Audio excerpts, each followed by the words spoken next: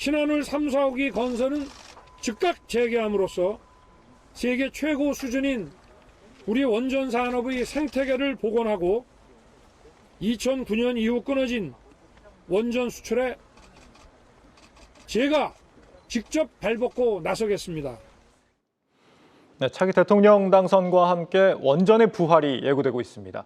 원전주는 벌써부터 들썩이고 있지만 또 안 하던 걸 다시 하려면 힘도 많이 들고 또 다른 저항에 부딪힐 수밖에 없습니다. 어떻게 극복해야 할지 알아보겠습니다. 산업부 임원식 기자 나와 있습니다.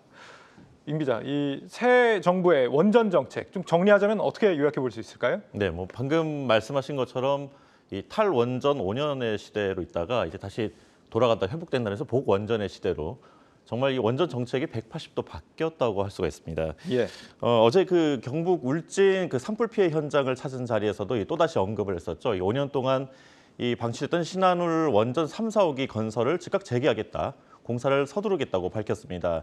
또 이른바 이 한미 원전 동맹을 통해서 오는 2030년까지 원전 10기를 수출을 하고 이를 통해서 일자리도 10만 개 만들겠다 이렇게 공언을 했고요. 예. 또 무엇보다 이 원전의 그 한국전력과 한국수력원자력으로 나뉘어져 있는 지금의 원전 수출 체계를 범정부 원전 수출 지원단이라고 해서 하나로 통합하겠다는 그런 계획을 내놨습니다. 원전을 돌려서 일자리도 만들고 수출도 하겠다. 뭐 현 정부 탈원전도 사실 나름의 뭐 이유는 있었습니다. 뭐 이니셔티브라고 하나요? 탄소 중립의 어떤 좀 그 기조를 좀 강하게 가져가면서 전 세계적으로 좀 발언력을 좀 키운 그런 부분도 있었다 싶긴 한데 그럼에도 불구하고 다시 되돌리려고 하는 그런 이유 어디에 있을까요? 네, 뭐 정치적인 이해관계를 떠나서 예. 일단 방금 앵커가 말씀하신 대로 이제 원전을 다시 이제 보자는 그런 국제적인 시각들이 좀 있고요. 또 국내에서 탈원전 5년을 하면서 이 피해가 좀 있었던 것도 사실입니다. 지금 이렇게 화면을 통해서 볼 수 있는데요. 신한울 원전 3, 4호기 건설 중단이나 뭐 기존에 이제 계획만 했다가 무산됐던 이 원전 백지화로 인해서 이런 피해도 있었지만 또 다른 피해를 하자면은 이 올스톱된 원전 말고도 월성 1호기처럼 기존의 그 오래된 원전, 이 예. 원전이 조기 폐쇄되면서 생긴 손실 또한 만만치 않은 수치입니다. 또 이 세계 최고의 원전 기술을 갖고 있어도 탈원전 정책 때문에 이 중국에다가 자리를 내줘야 된다 이런 뭐 얘기도 있었고요. 무엇보다 원전 생태계, 특히 부품업계를 중심으로 붕괴가 많이 됐고 한전이 이제 적자 폭이 커지면서 이 전기 요금 인상으로 이어졌다 이러한 패널들이 있었다는 주장입니다. 예, 현실적으로 관련 뭐 산업과 경제에 피해가 컸다라는 얘기인데 이 탈원전 정책은 앞으로 원전을 새로 더 안 짓고 한 2080년 정도까지 원전 제로를 만들겠다 이런 정책이었습니다.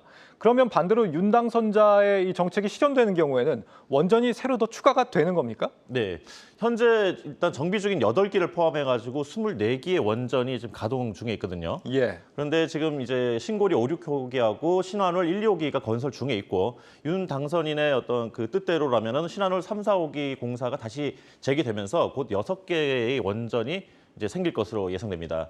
또 이제 건설 계획만 세웠다가 무산된 천지 1호기, 2호기와 이 대진 1, 2호기 역시 부지 선정을 둘러싼 약 지역 주민과의 갈등 문제나 이런 걸림돌이 있긴 하지만 예. 만약에 이게 계속 진행이 된다고 한다면 재추진될 가능성도 있습니다. 앞서 임 기자 얘기처럼 원전을 되돌리려는 움직임 다른 나라에서도 비슷하게 반복이 되고 있죠? 네. 이제 과거 10여 년 전 그 동일본 대지진으로 해서 후쿠시마 사태가 났을 때 그때 이제 탈원전 여론이 급격하게 높아졌는데 당시 이 탈원전에 좀 앞장섰던 나라가 뭐 독일이나 프랑스 같은 이런 유럽 국가들이 많이 있었습니다. 예. 이 원전 제로화를 내걸었던 독일의 경우에 현재 이 3기만을 남겨놓고 나머지 33기는 폐쇄를 했는데요. 반면 이 프랑스 같은 경우는 다시 손해를 냈어요. 원전을 또 확대하기로 하면서 2028년까지 6기, 2050년까지 8기를 더 짓겠다고 밝혔고요. 또 예. 노후 원전 수명을 최대 50년까지 연장하겠다, 늘리겠다고 계획을 밝힌 상황입니다. 또 이 SMR이라고 하죠. 이 그 소형 원전에 관련해 가지고도 10억 유로를 투자하겠다고 한 상황입니다. 예. 그래서 이 현재 두 나라 상황이 어떠하냐 봤더니 독일이 전력 부족에 시달리면서 이 프랑스로부터 전력을 사오고 있는 이렇게 좀 아이러니한 상황이 이제 발생을 했고요. 예. 또 이 가정용 가스요금을 한번 비교를 해봤더니 독일이 프랑스보다 한 70-80% 이상 비싼 상황입니다. 여기에 지금 최근 그 기후위기 대응과 탄소 중립 전환과 관련해서 이제 EU에서 그 텍소노미 녹색 분류 체계에 원전을 포함시키기로 했지 않습니까? 예. 이런 최종안에 원전을 포함시키는 것 역시 이 독일과 프랑스에 대비되는 이 전력 상황을 반영한 거 아니냐 그런 시각들이 있습니다. 예. 이렇게 이 원전에 대한 기조가 바뀌면서 당장 관련 주들부터 빠르게 반응하고 있다고 하는데 이 소식은 신재근 기자가 브리핑해 드리겠습니다. 네, 먼저 그래프를 보시겠습니다. 원자력 발전 관련주로 분류된 38개 종목의 올 초부터 현재까지 평균 주가 수익률은 18%입니다. 같은 기간 코스피 지수는 11% 하락했고 코스닥 지수는 14% 떨어졌습니다. 이 우크라이나 사태와 미국 금리 인상 등의 영향으로 국내 증시가 큰 폭의 불확실성을 보였음에도 불구하고 이들 원전 관련주들은 이와 무관한 흐름을 보인 건데요. 이런 흐름은 이명박 정부 때와도 좀 비슷합니다. 당시 이명박 정부는 원전 수주에 드라이브를 걸었습니다. 실제로 우리 돈 25조 원 규모의 아랍에미리트 원전 수주를 또 달성하기도 했었는데요. 당시 원자력 발전 관련주들의 주가 추이를 좀 살펴보면요.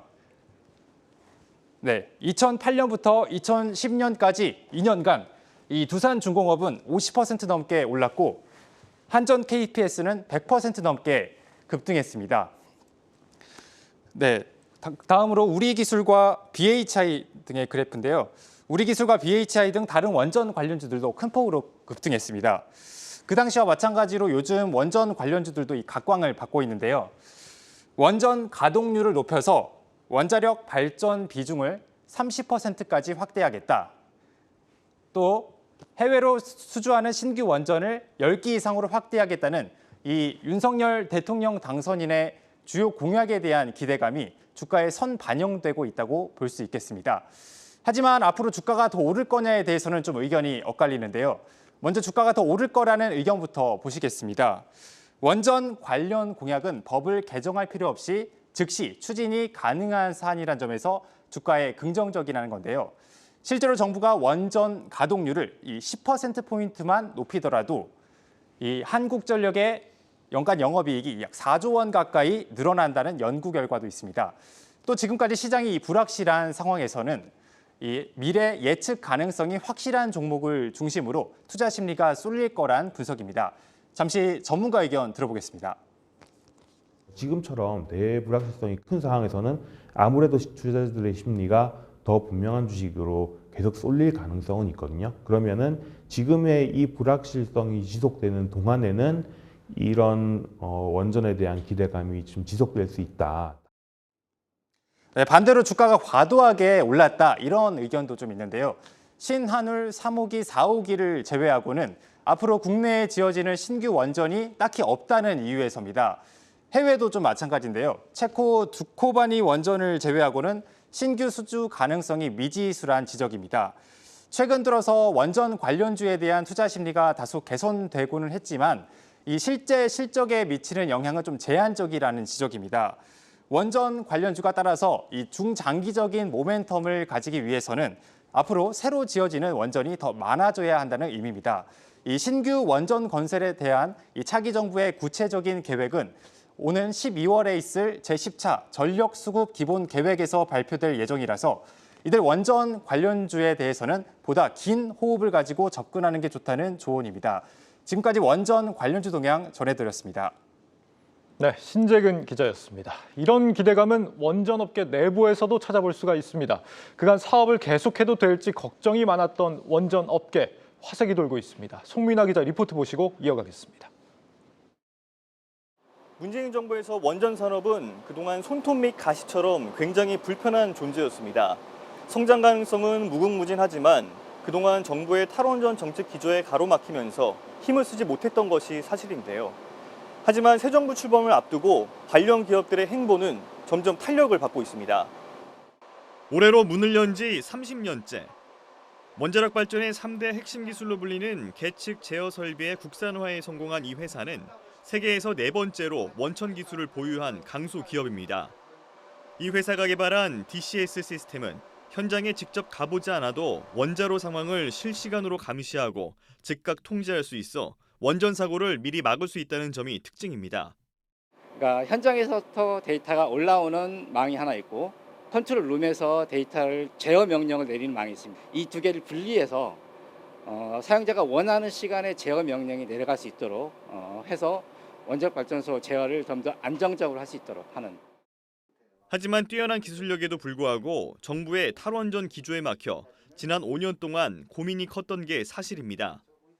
그러면서 원전 사업 규모를 줄이는 대신 풍력 발전 사업에 더 집중하기도 했습니다.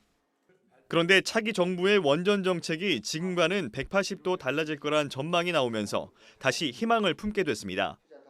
수년 동안 그 한 가지 가동 원전에 대한 시장에 대해서만 우리가 사업을 할 수밖에 없었죠. 근데 앞으로 새 정권이 서르고 원자력 정책이 바뀌면 새롭게 신규 원전도 지을 거고 지금 많은 논란이 되고 있는 노후화된 원전에 대해서 수면 연장도 계획이 되지 않을까 생각합니다. 이 회사는 특히 원전 수주와 수출, 운영 이상으로 원전 유지 보수를 포함한 안전 또한 중요한 만큼 새로운 시장이 열릴 것으로 기대하고 있습니다. 윤석열 대통령 당선인이 당장 신한울 3, 4호기 건설 재개를 포함해 오는 2030년까지 원전 10기를 수출하겠다고 밝히면서 벼랑 끝까지 내몰렸던 국내 원전 기업들의 화려한 부활이 머지 않았다는 전망에 무게가 실리고 있습니다. 한국경제TV 송민아입니다. 네, 이 새 정부 원전 정책 어떻게 봐야 할지 전문가와 더 얘기 나눠봅니다. 경희대 원자력공학과 정범진 교수 나와 있습니다. 네, 안녕하세요. 교수님 안녕하세요. 네. 이 현 정부가 탈원전이라고는 하지만 2080년까지 서서히 수행하는 과제였단 말이죠. 네. 그런데도 지금 원전 산업에 미친 피해가 좀 큰 모양입니다. 네. 어떤 마을에 인구가 있는데 이제 어린이가 태어나지 않는 마을이다. 그럼 인구는 그대로 있지만 문제가 생긴 거죠. 예. 마찬가지로 신규 원전 건설을 안 하면서 부품 생태계라든지 납품하는 기업들, 건설사들 이런 데가 다 영향을 받았다고 볼 수 있습니다. 예, 유럽에서 탈원전이 한때 좀 대세였던 시기가 있었는데 네.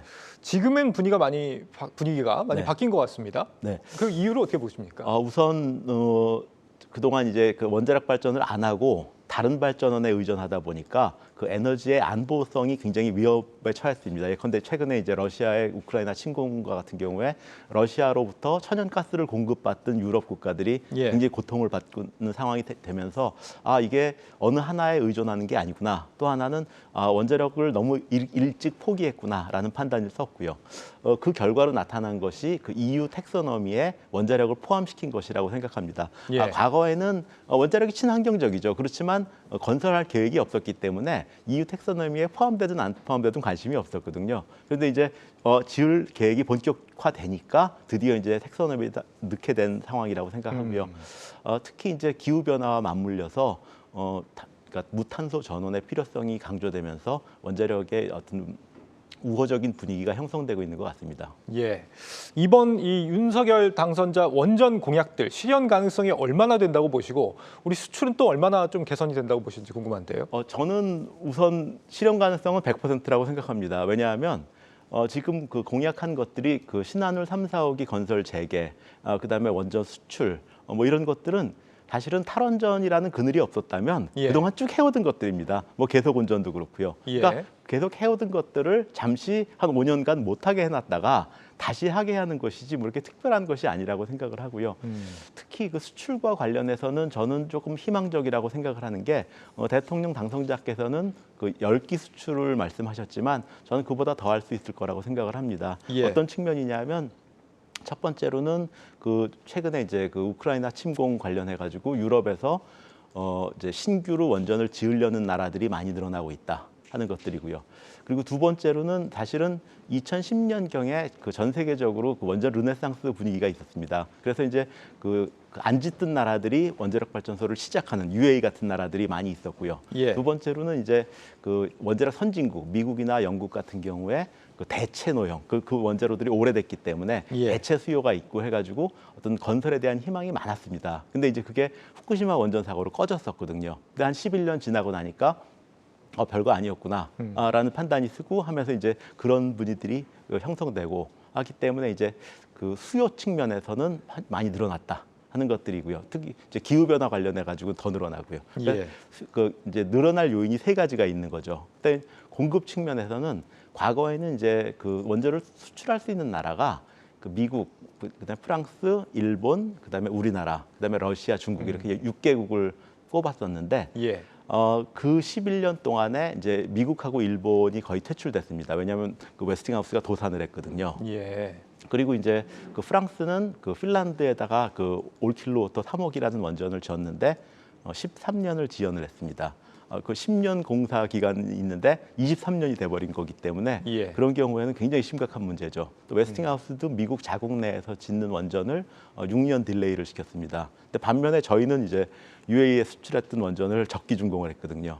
그리고 이제 가격 경쟁력 측면에서도 우리가 이제 그들 원자력 발전소보다 건설 단가가 절반 이하입니다. 예. 그러니까 이제 어떤 산업 경쟁력 측면에서는 확실한 경쟁력이 있고 그 사이에 이제 수출 가능 국가는 6개국에서 그 미국, 일본, 그다음에 프랑스도 조금 후퇴했고요. 그다음에 가장 러시아가 최근에 후퇴한 거죠. 예. 그럼 공급 가능한 나라가 우리나라, 중국밖에 안 남은 상태가 되기 때문에 저는 수출 가능성이 매우 밝다고 생각합니다. 그 사이에 뭐 국가 위상도 많이 올라간 부분도 있는 것 같고요. 그럼요. 네. 지금 이 파리 협정에 따라서 우리나라가 지금 2030년까지 온실가스 배출량을 뭐 2018년 대비 40% 줄이겠다 지금 이런 목표를 갖고 있는데 원전이 이번에 그린 에너지로 분리가 된다고 한다면 이 목표를 달성하기가 훨씬 수월해진다 이런 예상이 있는 것 같습니다.